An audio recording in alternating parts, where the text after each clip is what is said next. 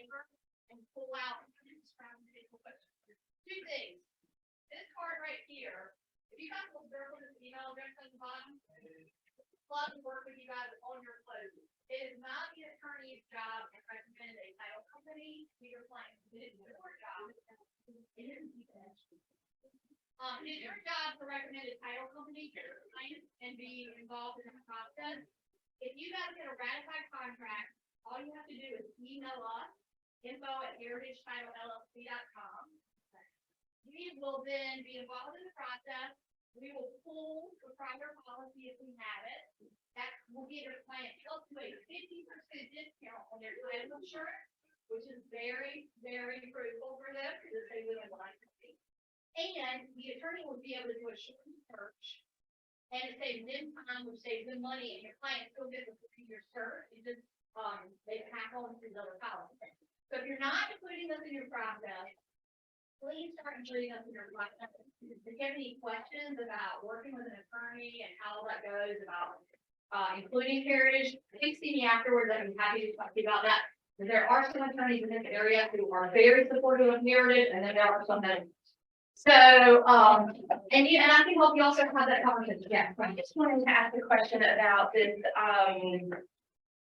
the trend that's going on with people stealing the title of your home. Yeah. So, we've seen a lot of issues, especially with land or an out-of-town homeowner. So, for example, the scheme that I'm seeing and the real estate commission is talking about is you have a piece of property for sale. You, as a homeowner, you live in California. You're not planning to sell your home, your land, because you're just holding on to it. But all of a sudden, your neighbor calls you and says, I see that there's a for sale sign in front of your lot. I didn't think you were selling. You know, this is your family land and you're not selling. And you're like, no, I'm not selling. So you call the number on the sign and say, I'm John Smith. Hey, I own this property. Yeah. The online people can't see her. You gotta come back and, Sorry. yeah, I'm sorry. we have a mic. This is fine. I can stand here. It's cool. Yep, I'm cool. I'm John Smith and I'm not selling my property. This is how elaborate the scams are. The person who is pretending to be John Smith has even gone out and gotten a driver's license with his picture on it, but it still says John Smith. So these scams are pretty elaborate. And essentially what's happening is people can go through the land records, and when the property address is not the same as the owner's address, you can figure out that it's an out-of-town owner or out-of-area owner. And so people are literally scouring the records and putting people's property for sale that they don't know. And so what's usually happening is they're getting like a $5,000 earnest money deposit check. And then they'll get caught, but they run with the $5,000. I mean, I'd be pretty happy about $5,000 if I didn't have to do anything for it. But if you get caught, it's pretty serious, but it's hard to catch these people. So just be very aware that I know it's weird, but ask for people's driver's license when you're listing their property. Because I've had situations where I've seen listing agents really were conned by people who really said they were the legitimate homeowner. I mean, ask questions. I mean, that's really what our job is as realtors.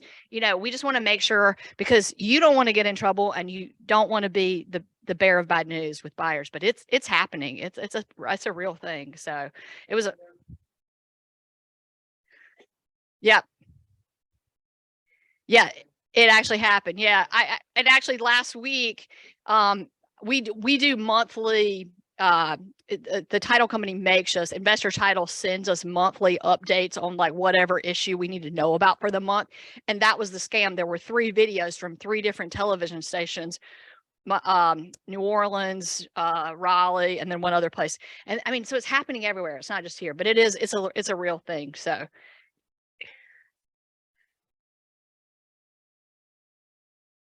So if they were innocent, I mean, it's an innocent mistake, but you know, as long as the agent's not in on it, that's the thing. Because usually that's a whole nother level of fraud. And I teach a different class on that. So I've had some pretty good classes with FBI agents, so it's pretty fun to talk about the fraud. But today we are here to talk about another fun topic, foreclosures, short sales, deeds in lieu. And so we haven't really been talking about this a lot in the last couple of years because people have had so much equity in their house that they really didn't ever really need to go into foreclosure because they could just sell their house. But in the last year and a half, a lot of people have bought their homes, paid over asking, and guess what's happening again? People are starting to get laid off. And so they paid so much for the house. They didn't keep a lot of cash. So they don't have a lot of that, all the experts out there say you have to have like a 3 to 6 months cushion to pay your bills in case something happens, or, you get in an accident and not be able to work, or you could lose your job, things like that. And so unfortunately, because people's paid so much for these homes over the last year and a half, we're going to probably start to see, and as Andy said, we're already seeing it, some situations where there are going to be foreclosures, and they're also, before you get to the foreclosure process, hopefully they're going to be able to be sold in a short sale, or in a deed in lieu. So we're going to go through what those three things are, how they work, why they're beneficial, and why they may not be beneficial. And I'm also going to bring in and how this impacts you guys. And so, do you have a clicker? Or are you going to just do it? Oh, awesome. Okay. You're nice. Thank you. I appreciate it. So if you want to go ahead to the first slide, that's great. And the next one, you can go to the next one. Sorry, I kind of did the introduction. Yeah. Can you guys see us? There's kind of a glare, but I just want to make sure you guys can see. Okay. So basically, I don't know if you guys realize this, but there are different types of foreclosures depending on which state that you're in. There are basically two types. Does anyone not know what a foreclosure is? I put a definition. Okay. Okay. So basically it's when the lender takes your property back because you haven't been able to make payments. So, and then the way that it works is there's either a judicial foreclosure or a non-judicial foreclosure. North Carolina uses the judicial foreclosure process, and it requires you go through the court system, and the clerks involved, and borrower can raise defenses to the foreclosure. So that's basically and then with the non-judicial foreclosure states, and the reason why you might want to know about this is because you might have customers coming in from out of state and they might have been through this. So, you just want to understand it's basically without filing a court action.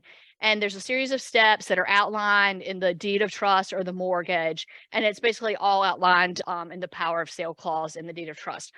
I know it's really boring, but as a realtor, you guys really should read the deed of trust. And it has a lot of legalese in it that's a little bit difficult to understand. But basically, things that you guys need to know is that when a person gets a mortgage, they have a note that where they promise to repay the mortgage. And then they have a deed of trust. North Carolina is a deed of trust state. And the reason we have that is because of this judicial foreclosure, because it outlines all the steps that are required to be able to foreclose and under what situations that they can foreclose.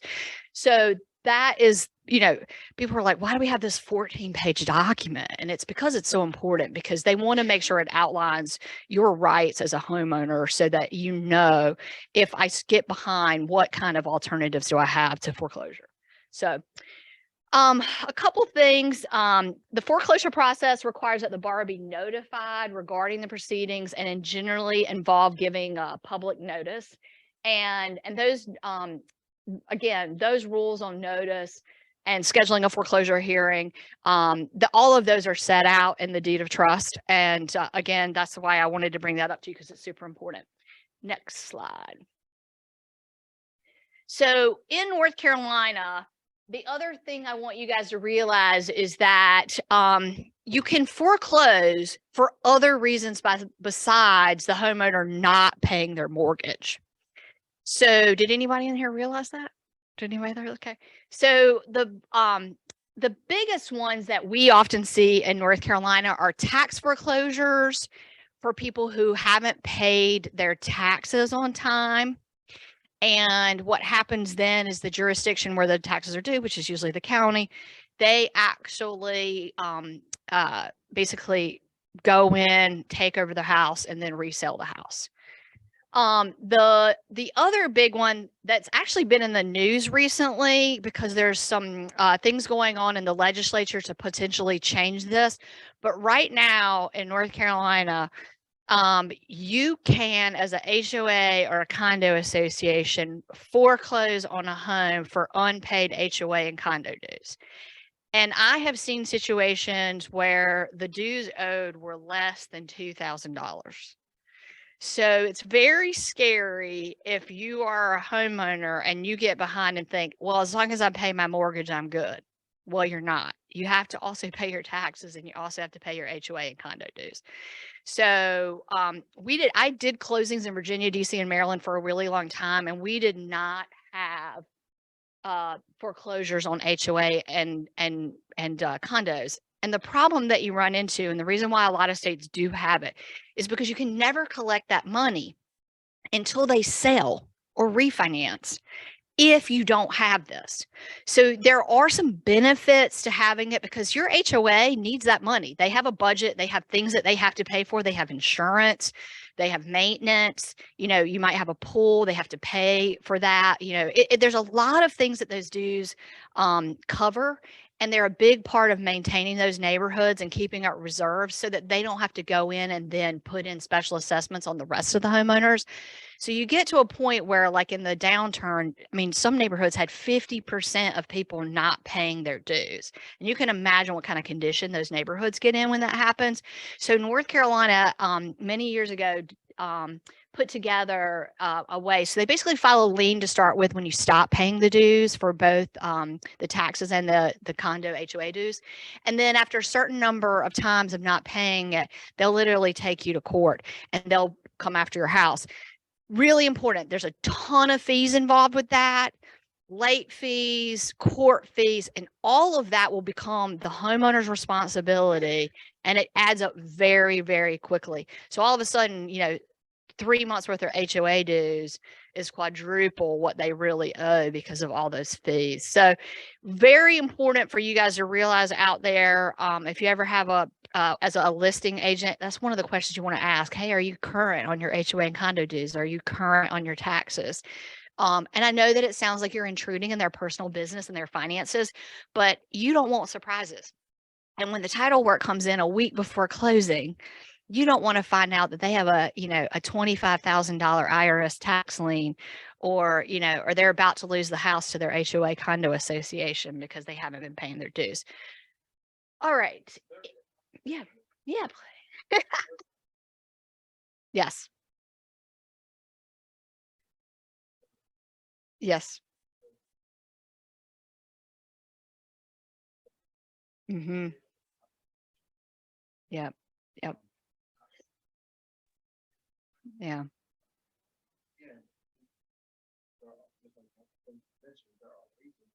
Mm-hmm. Yeah.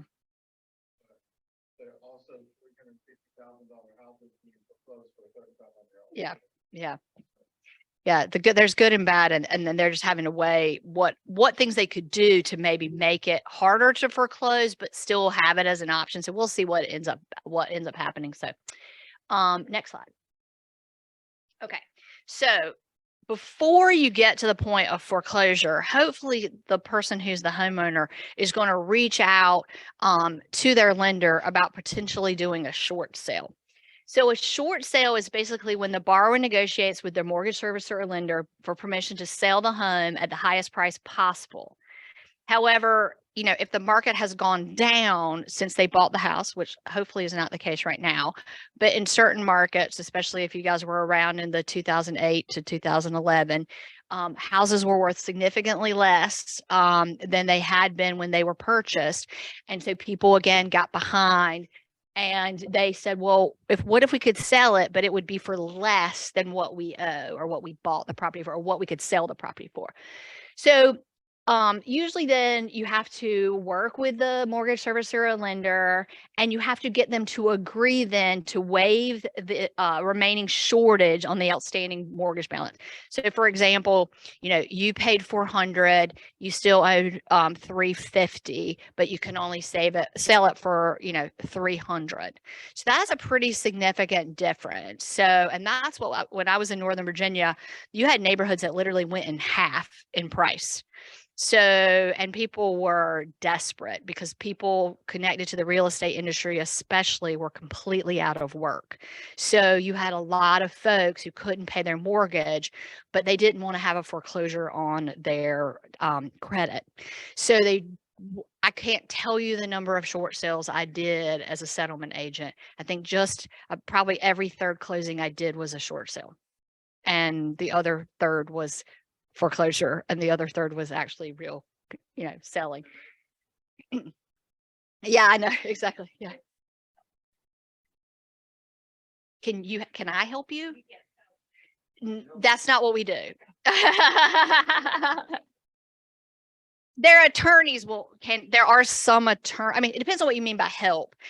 Negotiate. Oh yeah. So there basically, yeah. So basically there are individuals out there, and then some attorneys' offices who they specialize in this, and they will do the negotiation process, because this is not a one phone call thing. I don't know if you guys have ever talked to it. Yeah. Yes. Yeah. Yeah, they're awful. So it can take months, it can take weeks. You have to the amount of information, and I'm not going to get too heavily into this. I'm going to provide you some resources at the end, where you can actually go. Fannie Mae and Freddie Mac have requirements for short sales that are standard for any of their loans, because that's one of the problems with negotiating short sales is every lender has a different set of rules and requirements, and trying to navigate that as a layperson or even as an agent. You might know the market, but you don't know what that lender's requirements are to negotiate that. So it's super important that if you haven't done it before, you might want to work with one of these partners, because there are people out there who do that. In North Carolina, because we are an attorney state, the only thing that the title company does is issue the title commitment and then the final policy. We're not involved like title companies in title states that actually help with the closings. So it's a different process. And I have not, because I was not here. I was in Virginia in that period, 2008 to 2014. I'm not really sure how that works, but it would be great to, if any of you guys know of any folks in the area that you might want to share who specialize in short sales. Sometimes they will still pay, because they have to negotiate things like commission. You guys have to find out if you work on a short sale, are you even going to get paid? So these are some of the pitfalls with a short closure, working on a short sale as an agent. So also super important, I just on this previous slide, don't forget that anytime a short sale is done and they're paying less than what they owe, it's going to negatively impact the customers, the borrowers, credit down the road, because the lender is going to report to the IRS that amount that they waived, because it's considered like a win for them and a gain. Sorry, next slide. Thank you. So the third option out there is actually called a deed in lieu of foreclosure. These are very tricky, and a lot of attorneys in North Carolina won't work with you on them. So just as a word of warning, the attorneys that I often see working on this is kind of something they specialize in.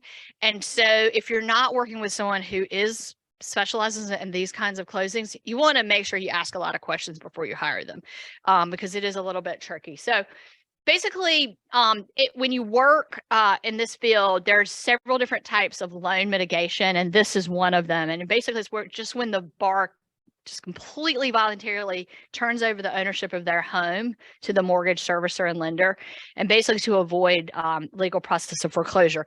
They haven't had any success with any of the other types. They have tried to do a loan modification with the lender. They tried to do a short sale.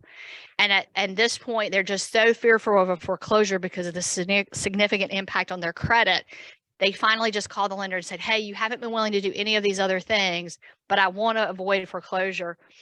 maybe they don't really owe that much. Maybe there's not that much difference in the sales price or what they could sell it for and what they owe, but they're still really, really behind because of all the fees that have added up after all the months.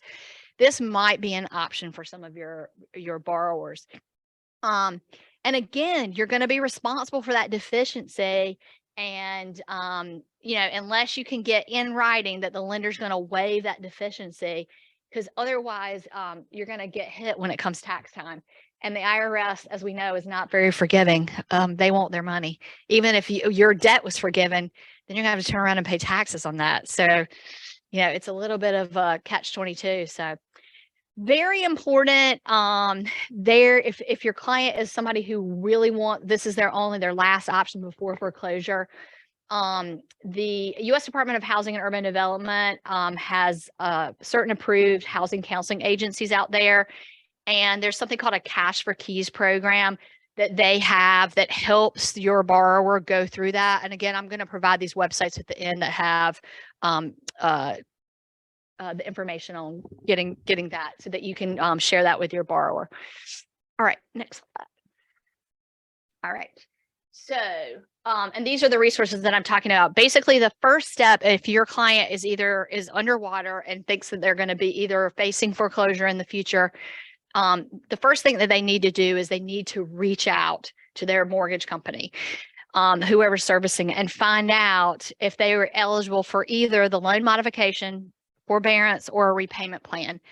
I do know that there were people who got on repayment, like supposedly they lost their job and they were out of work and got behind 3 months, but then they got a new job and they were able to start catching up. But as you know, I mean, nobody can afford $12,000 instead of $2,000 a month all of a sudden to catch up. So they get on a payment plan where they're paying more. Or I actually saw a lot of loan modifications from 2008 to 2011. It actually would take a $400,000 mortgage, since the house was now worth $250,000, and basically modify the mortgage to that $250,000. And those people, 5 years later, their house was back worth $400,000, so they made out really well. But there were a lot of people, that didn't get to this point. But that's the first thing you want to do is your client needs to reach out to them. You can be on those calls with them. You can help them. Just go through the process, take notes, ask the questions. Because a lot of times, we do this all day. We know what the terms are. We know what prices are out there. We know what things are worth. They don't know. They don't know what to ask. They're so scared, right? When they get in this position, that a lot of them just don't do anything. They just literally stop. They start throwing their mail in the trash from the lender. They don't look at it, and they just hope that they'll forget, that it'll go away. I mean, they really do. And it's because it's a scary thing to lose your home and not have somewhere to live. It's a very daunting prospect. So, be there for them and try to help them with these things. And again, I'm going to give you these names of some HUD approved counseling agencies, and there's specific ones to North Carolina as well. Additionally, a great resource in North Carolina. Do you guys know the North Carolina Housing Finance Agency? They are have a North Carolina foreclosure prevention fund that can provide assistance to some North Carolina homeowners who are having temporary issues paying their mortgage. Great resource to know about. It's also a great resource if you're not talking to your lenders about it right now. Great resource for down payment assistance, and the amounts just went up and the credit scores went down. It's a great program. If you have first-time home buyers, you're doing them a disservice if you're not talking to the North Carolina Housing Finance Agency.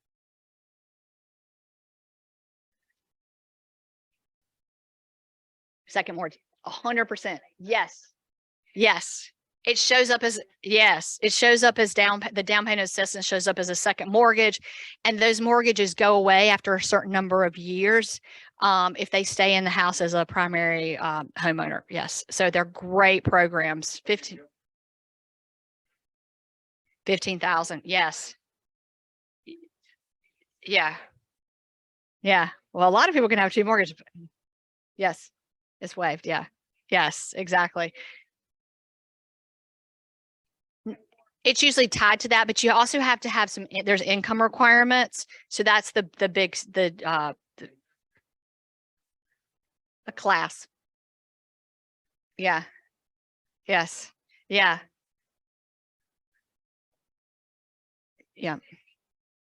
Income based. Yeah. How many people? Yeah. And as well as how many people live in the home and how many are adults and how many are children, like all of that stuff it's the area median. Yep. So even if you have a teenager who's working, it counts. That's what I've heard. So important. All right, we're getting off the topic, but next, so how does a power of a sale foreclosure work in North Carolina?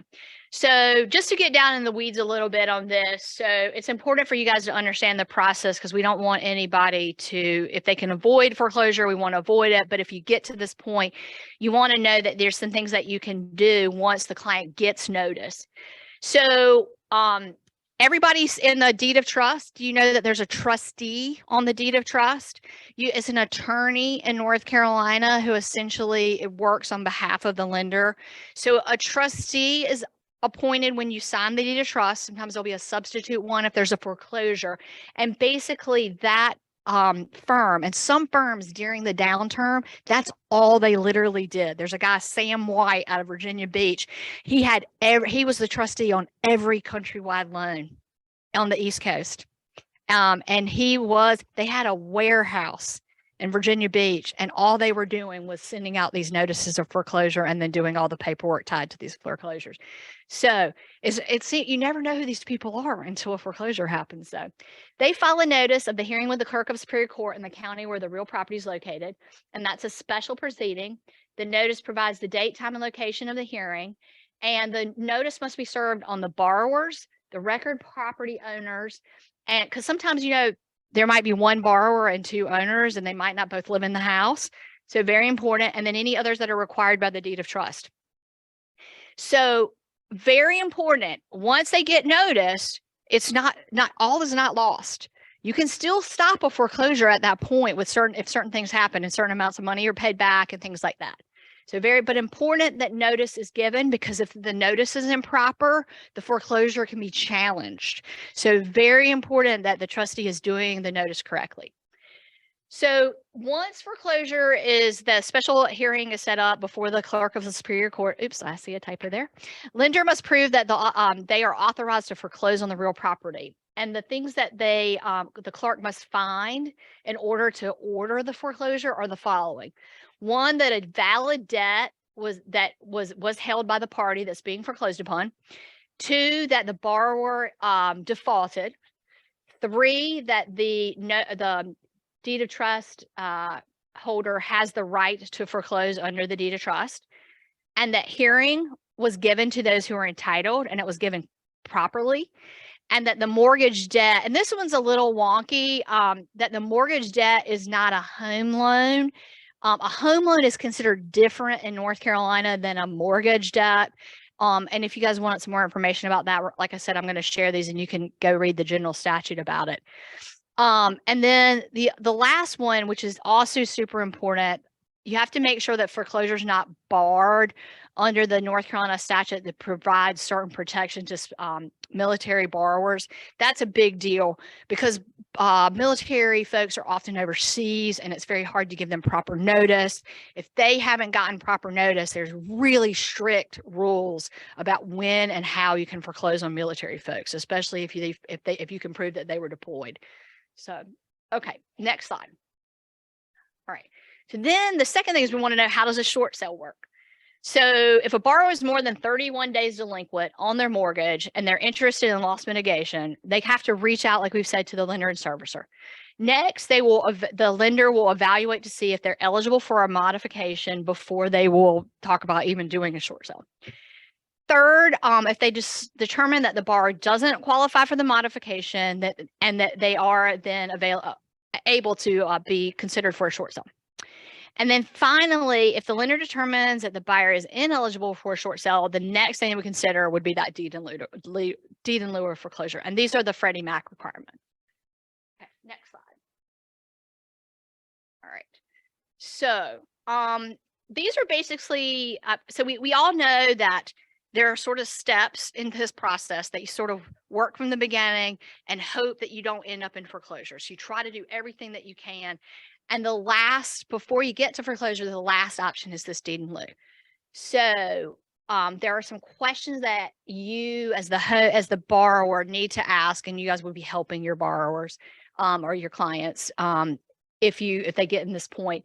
So do lenders have to accept deeds in lieu of foreclosure? And the answer is sometimes, but not usually. And basically, we had a lot of different rules that came into effect during the downturn in the 2008, 2009, 2010 era. And there were specific rules.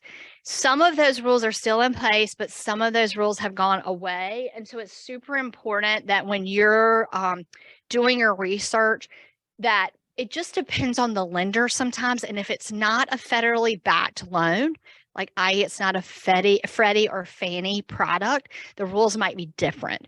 So again, that's why the answer is usually. So just super important that you check on that, because it may not be an option.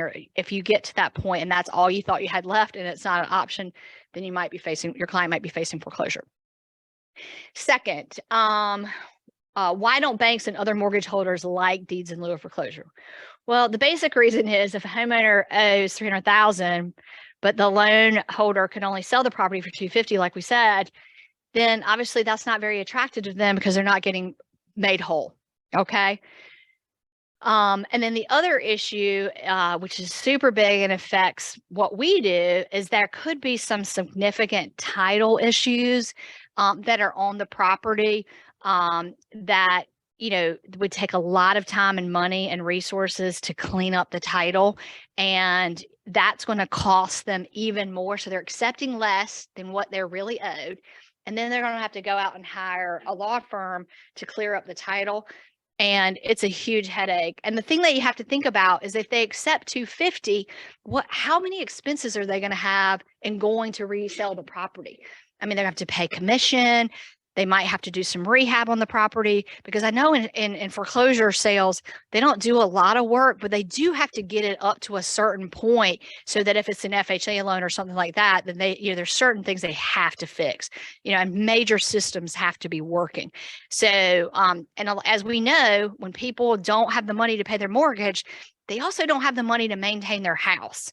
So they've probably let a lot of things go. The HVAC may not be working properly. There could be mold and mildew issues then. I mean, the list gets really long. And then the other thing that we know that happens is people are not very nice to their homes when they know they're going to lose it. I mean, you hear some horror stories. I mean, they literally start ripping the toilets out, ripping the faucets out. They start ripping out anything they can also sell. So you see some pretty crazy things that have happened when homeowners get desperate and they get really frustrated. So there's a lot of expenses that go. And so just losing $50,000 on the mortgage is not the only expense. That's a big reason why they're not super happy about taking less than what they're owed. But if they can do this, it's cheaper than foreclosure because the attorney fees involved with the foreclosure are very significant. And they want to avoid that usually at all costs, you would think. I know from frustration from people, they're often like, I have tried everything. I'm trying to save this foreclosure and I still can't get this lender to cooperate.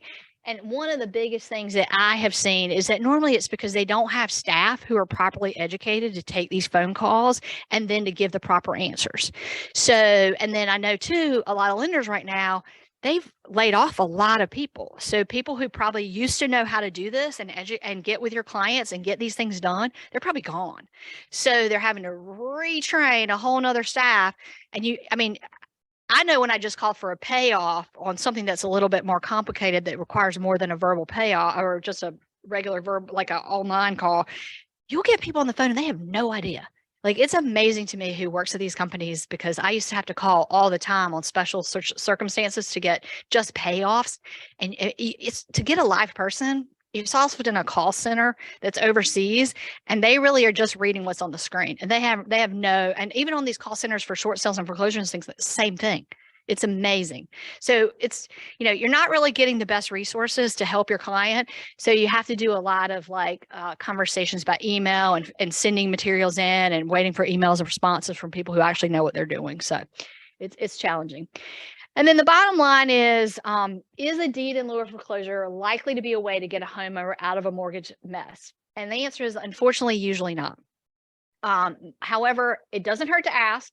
And there are people out there who've used this method and they've, put their mortgage loan problem behind them and it's worked. So again, we like to have a lot of tools in our toolbox to help our clients. And this is just one of, we've been through several. So just keep it in mind. It is an option. So, okay, next slide. Okay. So why would a homeowner want to even think about accepting a foreclosure? Okay.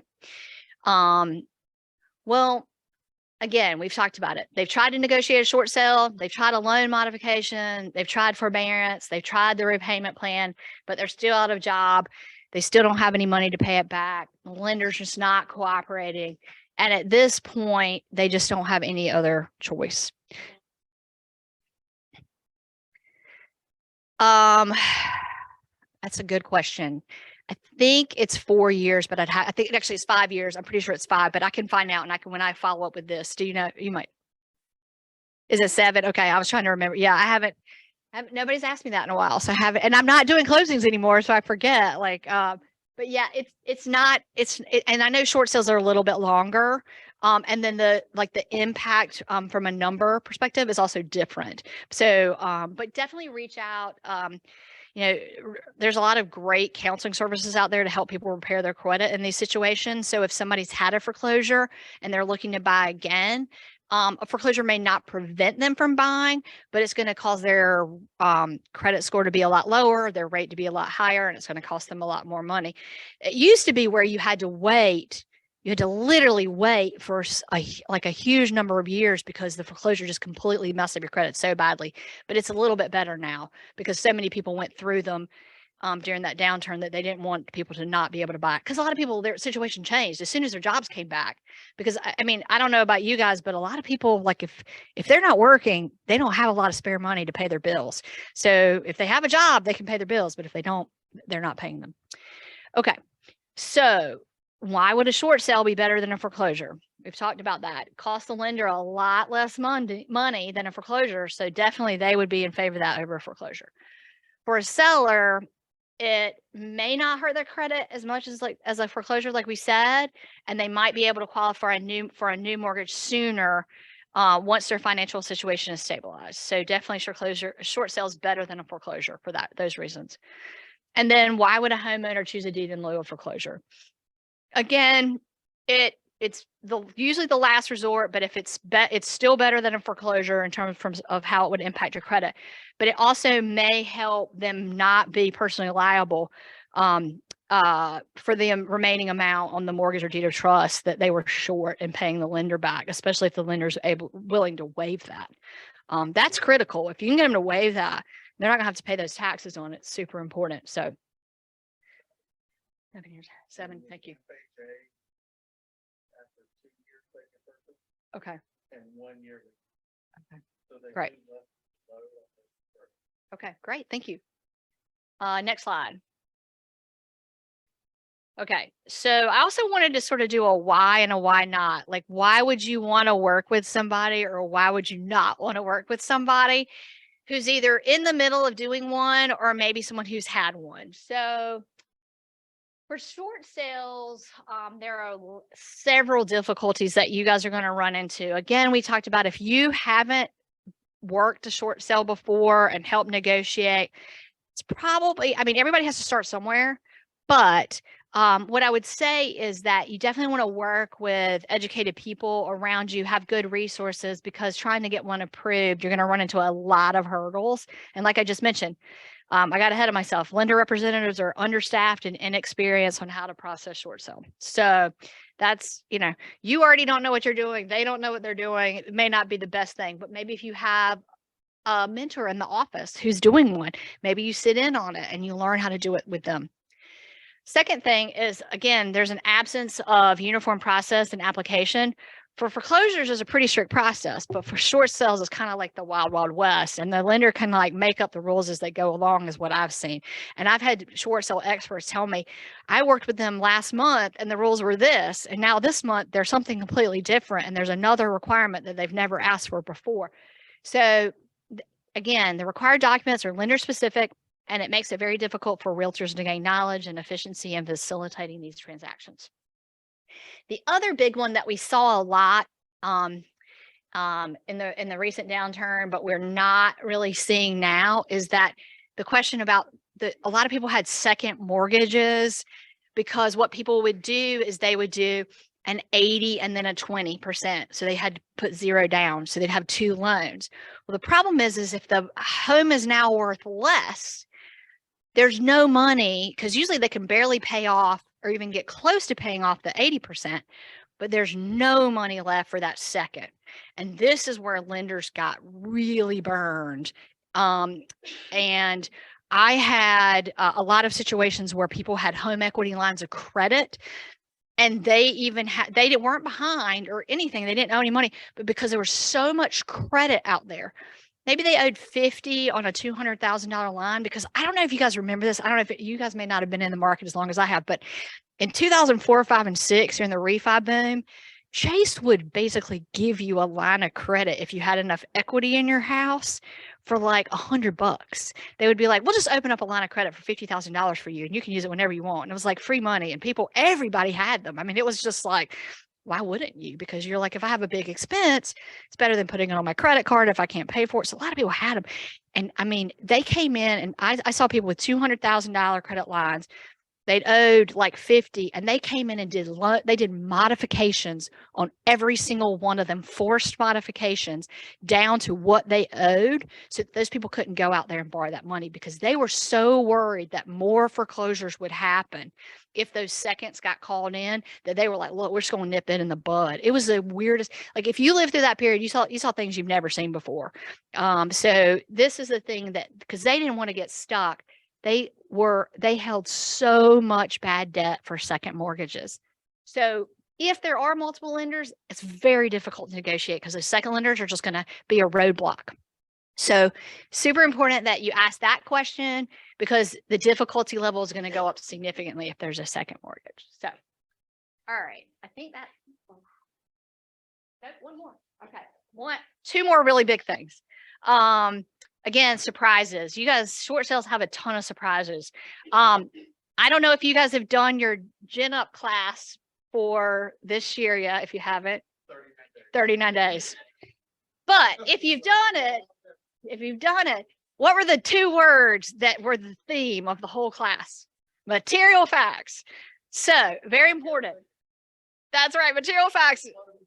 For 4 hours, they talk about material facts.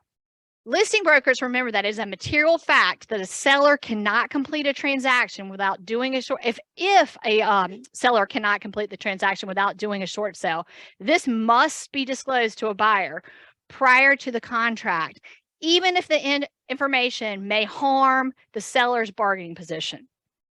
You guys got that? So if you're selling a house, you got it listed, the seller must disclose to any potential buyers that they have to do a short sale for things to go through. All right. So super important. Disclosure, material facts. Okay, guys, keep that in mind. Similarly, if the listing broker learns that a short sale is required after the contract is signed, or the property goes into foreclosure while under contract, the listing broker has a duty to inform the buyer. And brokers should also remind sellers and buyers that short sales are very uncertain, and a lender is not obligated, of course, to approve the short sale transaction, and may not choose to do it. So the whole deal might fall apart. So, yeah.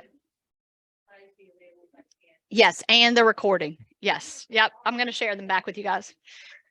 Yep. And the last one, we all know that tied to any situations like this, there can always be scams out there. And there are people out there who say they will help borrowers get out of a situation, and there's a lot. Have you guys heard the word straw buyer? That's a word out there. If you hear that word, run the other way. There's a lot of things that, basically it's when one person puts a contract on a property, but ultimately there's a second contract, and that second person's really the one who's going to buy it. Some places they're allowed, some places they're not. I would run kicking and screaming away from anything like that. So basically the one that they talk about a lot is something called, have you guys heard of flopping? So it's a newly coined word for scams involving short sale, where the seller or the buyer and or his broker convinces a lender to accept the short sale, but conceals from the lender that they have another offer at a higher price lined up in the background. So, because they're basically trying to con the system there. If the buyer then quickly resells the property for a profit, that is what's considered a flop. So not a flip, but a flop. So the lender would be very, very unhappy if they found out about that, because they've just lost whatever they were shorted. And now the buyer, and I mean, because that could happen right now, because really things are not worth less usually. So, but somebody might be so behind that they need to do a short sale. So because they bought and paid $50,000 over asking, and maybe the house has come down $15,000 or $20,000. So, or maybe more.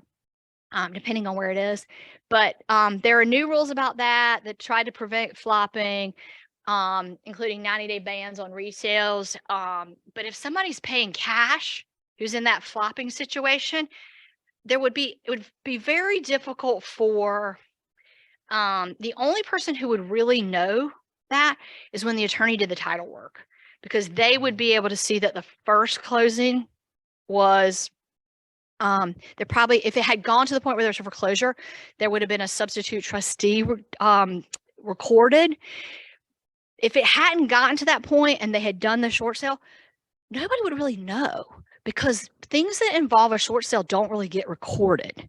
There's no notice, because it hadn't gotten to a foreclosure standpoint or to that point. Because the only way that you usually know that there's a foreclosure in the land records before it happens is that recording of the substitute trustee, which happens in like 95% of all cases, because most people don't want to be the trustee.